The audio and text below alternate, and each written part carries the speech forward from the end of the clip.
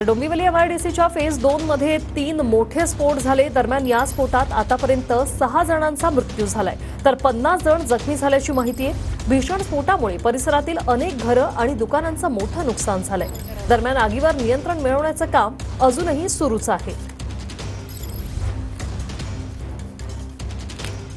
डोंबिवली पूर्व भागातील सोनारपाडा परिसरामध्ये असणाऱ्या एमआयडीसी भागामध्ये फेज 2 ला आज दुपारच्या सुमारास भीषण आग लागली।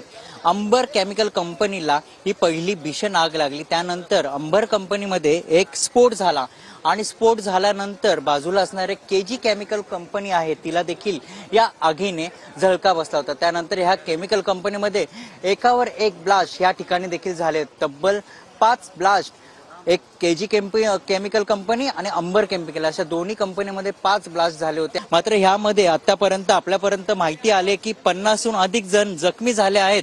तर आतापर्यंत मृत्यूंचा आकडा हा 8 वर गेला आहे। अजून किती मृत्यूंचा आपण जर ह्या ठिकाणी बघितलं, मोठ्या प्रमाणात ब्लास्ट या ठिकाणी आपल्याला पाहायला मिळतात। या कंपनीमध्ये जे केमिकल बनत आहेत आणि या केमिकल कंपनीमुळेच या ठिकाणी हा ब्लास्ट होत आहेत। केजी केमिकल कंपनी आहे आणि मोठ्या प्रमाणात या ठिकाणी आता आगीने पुन्हा एकदा रौद्र रूप धारण केलं आहे। मोठ्या प्रमाणात ही आग लागली आहे।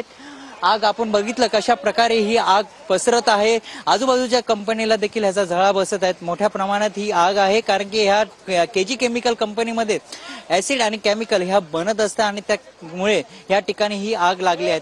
आपण जर बघितलं मोठ्या प्रमाणात ही आग आहे।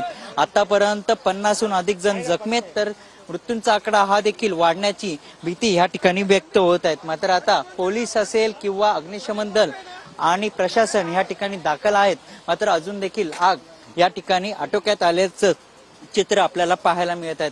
कॅमेरामॅन चरण सोबत मैरज जाधव, TV9 मराठी, डोंबिवली।